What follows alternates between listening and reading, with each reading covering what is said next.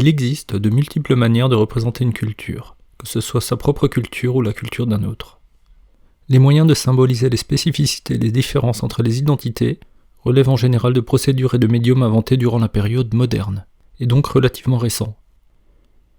Que ce soit sous la forme du roman, du théâtre, de l'opéra ou plus récemment du cinéma, ces médiums ont la particularité de pouvoir construire des totalités narratives qui amèneraient de nombreux éléments et détails historiques, sociaux, topographiques, colorant d'us et coutumes, les peuples ainsi représentés sous le biais soit d'un personnage charismatique, mais aussi dans l'indifférenciation d'une société collective.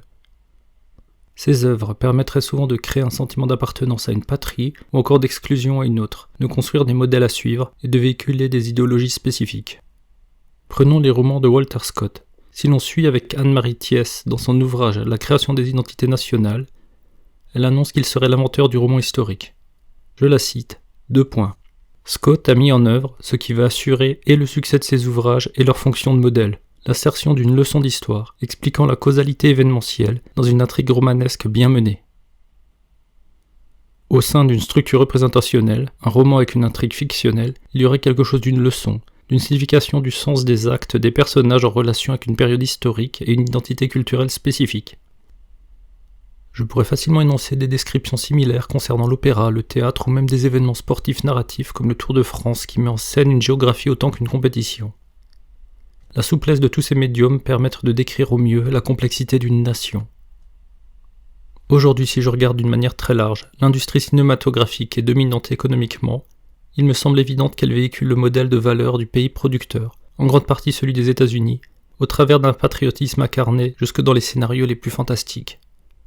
Même avec des anti-héros et des rôles cyniques, chacun des personnages cinématographiques décrivent une forme d'auto-affirmation ou d'auto-questionnement du modèle américain. Non pour le dépasser, mais pour l'ériger en un absolu immuable, un canon à caractère national et à diffusion internationale. Ces médiums permettent de définir, de représenter et de constituer l'identité d'un groupe social auquel le producteur ou le concepteur du film appartient. Mais ils permettent aussi de décrire d'autres identités, qu'elles soient perçues comme positives ou négatives, ils sont le moteur d'une production des représentations de l'autre. Edward Said a bien montré comment le roman véhicule parfaitement les représentations construites par l'orientalisme, c'est-à-dire celles d'une domination pratiquée par l'Europe moderne sur ses colonies. Dans son livre « Culture et impérialisme », il mène régulièrement des parallèles entre la structure du roman et la dynamique du colonialisme. Je cite : Le prototype du roman réaliste moderne est Robinson Crusoe. S'il campe un Européen qui se taille une lointaine seigneurie sur une île non européenne, ce n'est sûrement pas par hasard. De la même manière, certains opéras ont eu pour projet de représenter cette altérité orientale. Par exemple, la pièce de Verdi se nommant Aïda et se passant en une Égypte antique totalement reconstruite par l'auteur. Elle n'avait pourtant rien à voir avec la situation contemporaine du Caire, ville dans laquelle la représentation de la pièce a eu lieu. Toujours d'après Saïd, Verdi a construit une œuvre d'art étanche à la réalité pour l'idéal romantique. Je le cite : Une idée impériale de l'artiste est commodément imbriquée dans une idée impériale du monde non européen, dont les pressions sur le compositeur européen ne pouvaient être qu'infimes ou inexistantes.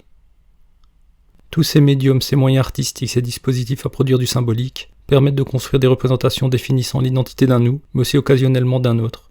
Il me semble qu'il existe un modèle qui est extrêmement efficace et auquel on ne pense pas immédiatement, tellement il paraît invisible et neutre. En effet, cette structure prétend simplement montrer des formes qu'ont constituées des individus hors de son influence. Cette présentation serait menée de la meilleure manière possible et sans altérer la finalité et la signification de ce qui est rendu public. Le musée est une boîte incroyablement efficace, au sens où il donne l'illusion que ce serait le lieu naturel dans lequel se déploieraient les œuvres d'art. Presque personne ne se doute que montrer des œuvres de cette manière dans ce lieu précis avec ses modalités propres serait une invention relativement récente. L'efficacité du musée me semble être l'acceptation qu'il est le modèle normal et neutre de la perception des œuvres, sinon depuis l'origine, au moins depuis le musée d'Alexandrie, qui serait la norme universelle du déploiement spatial de l'art. En réalité, et c'est une évidence une fois que l'on s'intéresse à son histoire, le musée tel que nous le connaissons aujourd'hui s'est développé au détour du XVIIIe et du XIXe siècle.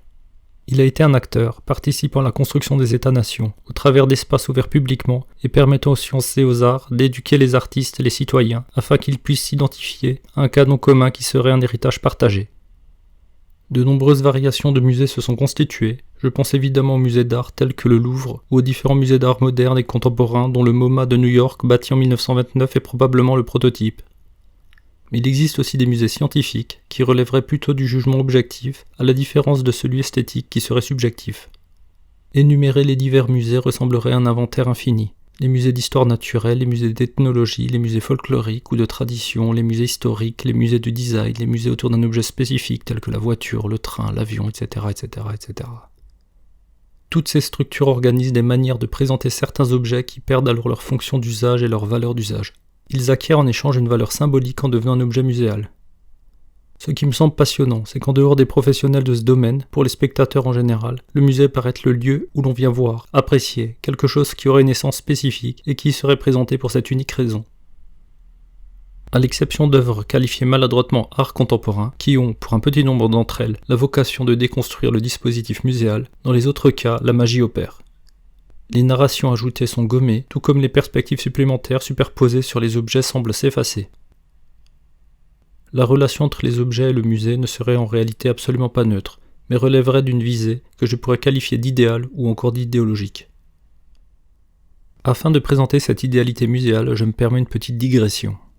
J'écoutais récemment un podcast dans lequel des amateurs de jeux vidéo discutaient ensemble sur la question de l'historicité de ce médium et de sa mauvaise réputation. L'un d'eux, visiblement agacé de la dévalorisation de ces objets vidéoludiques qu'il avait en grande affection, critiquait le contenu des musées d'art contemporain et se demandait pourquoi il n'y aurait pas à la place des éléments de jeux vidéo qui produisaient sur lui bien plus d'effets esthétiques que des œuvres qu'il jugeait sans grand intérêt. Son interlocuteur, devenant peut-être malgré lui le défenseur des musées, a pris une position plus distante. Il tentait d'expliquer que le jugement esthétique est quelque chose de subjectif, qu'il serait soumis à l'intimité des individus, ainsi qu'aux déterminismes sociaux, de telle sorte qu'il est difficile de dire qu'une forme possède intrinsèquement plus de valeur qu'une autre. Ce qu'aucun d'entre eux ne mettait en doute, c'était la légitimité du musée, c'est-à-dire sa neutralité quant aux œuvres qu'il présente, comme s'il ne s'agissait que d'un espace pur de monstration. Il n'avait pas l'intuition que le musée valorisait certains objets pour des raisons idéologiques, que l'histoire de cette valorisation était peut-être construite d'une manière à suivre un idéal d'organisation sociale ou patriotique. À leur écoute, il ne me semblait pas qu'ils aient envisagé que ce qui se trouve dans un musée n'est pas en soi quelque chose qui possède un mérite, mais plus prosaïquement que ce seraient des objets qui auraient trouvé, peut-être malgré eux, un certain compromis en concordance avec la finalité du musée. Ils étaient pris dans la fiction du musée. En un mot, si les grands hommes entraient au Panthéon pour y devenir des modèles, les grandes œuvres du génie humain entreraient tout aussi naturellement au musée pour y être contemplées. A l'inverse, un objet ne finissant pas au musée ne serait que secondaire et de moindre valeur symbolique.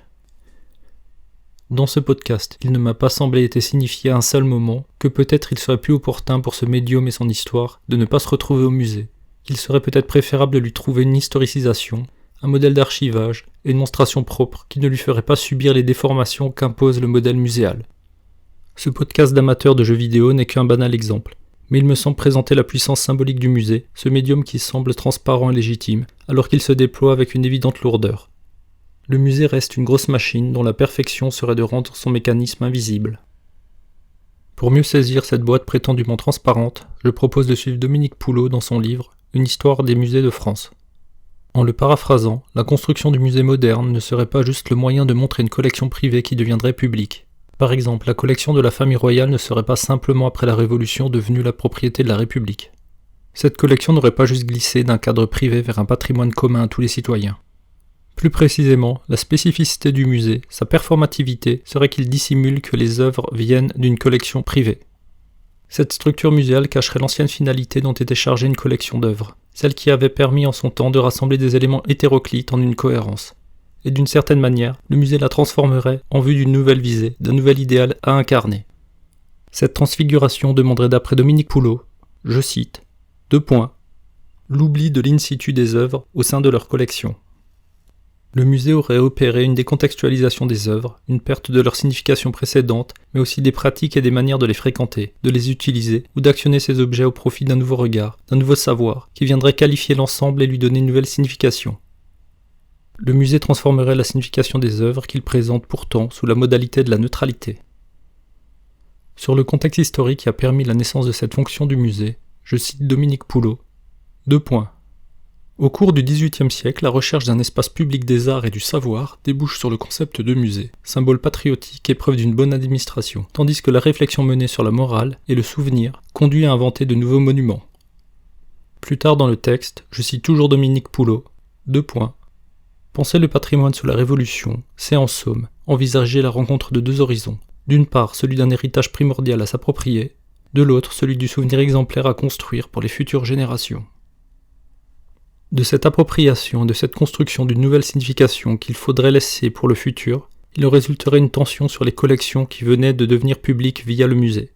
À la fois, il resterait quelque chose d'un souvenir de l'ancienne configuration des œuvres, mais aussi quelque chose d'une nouvelle unité qui serait dès lors la référence d'un avenir en cours de construction.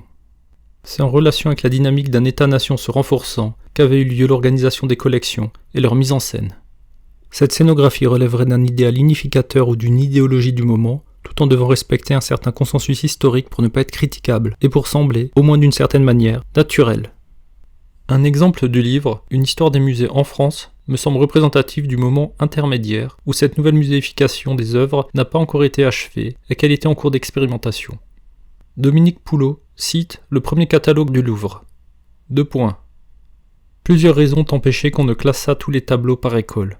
On a cru devoir les mélanger parce que ce système paraît le plus propre à développer le génie des élèves et à former leur goût d'une manière sûre et rapide, en leur présentant sous un même point de vue des chefs-d'œuvre en divers genres. Pour le premier catalogue du Louvre, l'accrochage habituel par école a été entièrement chamboulé dans le but tout à fait révolutionnaire que l'artiste maintenant citoyen puisse développer librement son goût sans classement autoritaire issu du passé et de son royal héritage. Évidemment, la confusion de l'ensemble a suscité des critiques et aurait causé un combat entre pro et anti-révolutionnaires qui a eu pour effet de structurer la manière de présenter les collections et de mener une réflexion sur la recatégorisation des objets muséographiques. Dans les redéfinitions incessantes des œuvres dans le cadre muséal, dans ce renouvellement du statut des objets, certains d'entre eux vont connaître des parcours atypiques à cette période. Par exemple, les restes du vicomte de Turenne, un homme du XVIIe siècle, qui eut l'honneur d'être enseveli à la basilique Saint-Denis avec les rois de France, ont été exhumés lors de la profanation des tombes de la basilique Saint-Denis en 1793, après la Révolution. Voici la description par Dominique Poulot du changement de statut du corps devenant un objet appartenant dorénavant à l'espace public et muséal. 2 points. La momie desséchée, tirée du cercueil de Saint-Denis, est d'abord montrée aux amateurs, moyennant quelques argents aux gardiens. Elle est ensuite transposée au Muséum d'histoire naturelle et placée entre le squelette d'un rhinocéros et celui d'un éléphant. Le 15 Thermidor an 4, 2 août 1796, les 500 observent que le corps de Turenne est déplacé dans ce lieu et le directoire en ordonne le dépôt au musée des monuments français. Après avoir été conservé comme curiosité de physique pour son matériau, le corps de Turenne réintègre alors son tombeau, qui devient du même coup un monument historique. Par la suite, Napoléon, instruit d'une destination jugée à son tour inconvenante, décide d'installer solennellement le mausolée aux Invalides. Turenne a parcouru en quelque sorte l'art complet des types et des valeurs de conservation. Alors que cet objet n'est pas transformé matériellement, ce corps restant un corps, il a plusieurs fois changé profondément de signification en fonction du cadre de présentation.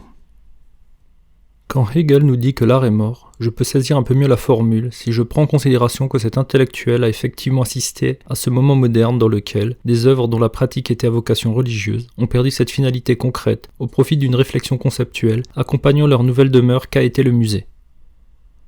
Ce serait alors la conceptualisation de la finalité d'un objet qui serait devenue la norme, alors que la pratique antérieure aurait été plutôt celle d'un accompagnement au sentiment intérieur du divin.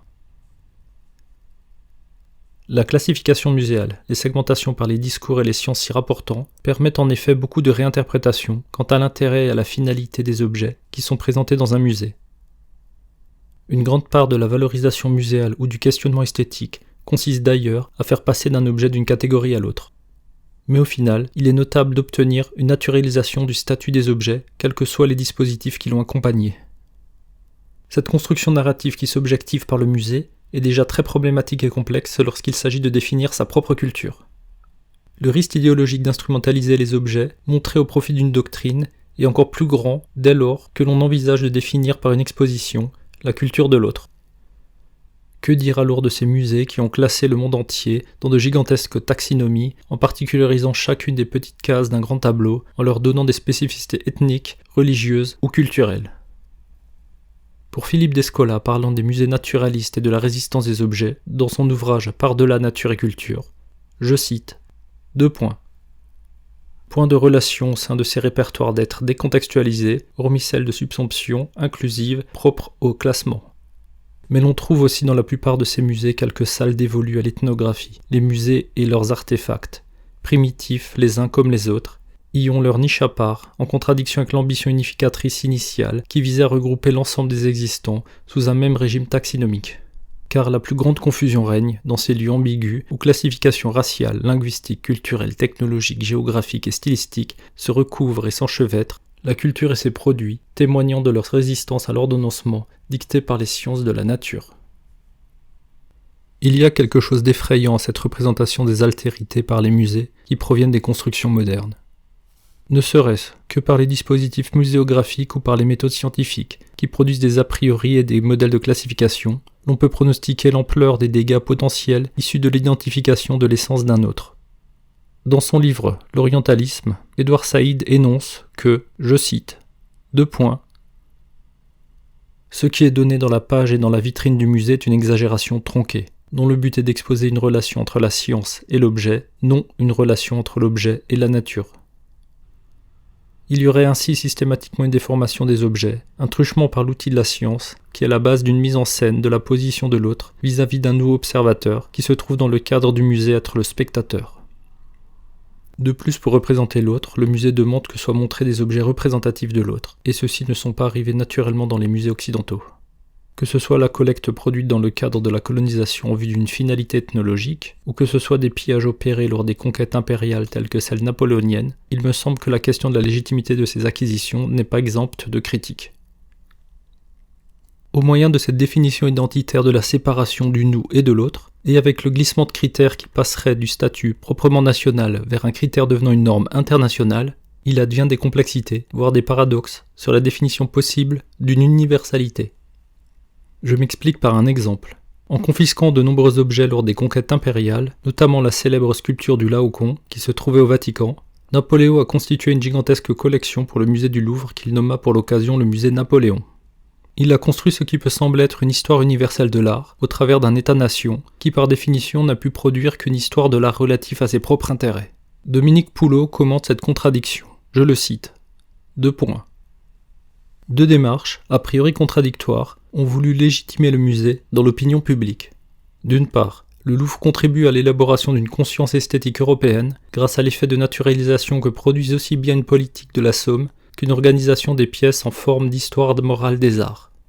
D'autre part, il travaille à nationaliser les chefs-d'œuvre de toutes origines au nom d'un modèle français de civilisation, modèle tout à la fois éclairé et impérial qui autorise les saisies et autres prélèvements de sa supériorité politique et militaire. Si sur le plan idéologique, la légitimité du musée Napoléon est celle d'un musée dynastique, elle relève aussi, de manière non moins décisive, des valeurs éclairées, d'un projet rationnel, au premier chef de la logique du panorama universel. À la manière de cette confusion entre universel et nationalisme, le musée opérerait de multiples glissements. Il permettrait d'intégrer l'autre au sein d'une universalité dont le centre d'attraction est évidemment celui qui constitue l'organisation de ce musée. Avec ce type d'infrastructure, l'on peut s'attendre au pire quand il s'agit de représenter l'autre. En tant que constructeur d'identité valorisée et valorisante, que ce soit un nous ou un autre, il me semble évident que le musée se pose comme un incontournable. Il définirait des représentations tout en cachant le mécanisme arbitraire des formations. D'ailleurs, il nomme clairement les bases épistémologiques de son discours, que ce soit une histoire de l'art, une science, une philosophie esthétique ou encore une critique artistique, mais en même temps, comme par enchantement, la finalité des œuvres elles-mêmes semblerait se dévoiler. Tout se passerait comme si les œuvres ou les objets montrés auraient toujours été soutenus par ses propos. Leurs vérités internes se manifesteraient ainsi dans ce milieu qui serait le terrain propre à l'art ou à la science. De la sorte que le musée a pu être employé pour exprimer la spécificité d'une nation ou de l'humanité entière, et même des peuples disparus y auraient droit au travers des objets qu'ils ont laissés. C'est un modèle définitionnel ou représentationnel extrêmement puissant.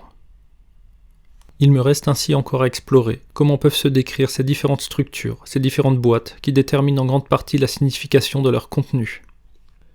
Mais avant cela, je peux noter qu'au Japon, l'importation de la catégorie de l'art et des infrastructures des musées a eu pour fonction de décrire les spécificités de l'État-nation japonais. Les trésors mis à la vue de citoyens a eu pour objectif de construire une représentation commune qui unirait à la fois les possessions de la famille impériale au patrimoine japonais partagé. Tout cela dans un mélange à la fois très moderne et paradoxalement au sein d'une fiction anhistorique, en suivant l'idéologie d'une relation quasi mythique de la filiation impériale au temps des dieux fondateurs. En ce qui concerne les objets présentés dans le cadre de trésors, la fonction exacte qu'ont joué ces objets sont complexes à déterminer. Leur statut ainsi que celui des structures les exposant, que l'on appelle musées, me posent encore plus de questions.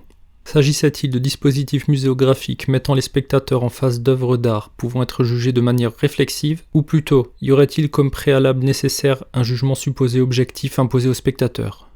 Mais avant de pouvoir poser un quelconque début de réflexion, il me faudrait déjà tenter de différencier les musées reposant sur des jugements objectifs, disons scientifiques, et ceux qui demanderaient des jugements subjectifs, appelés généralement esthétiques.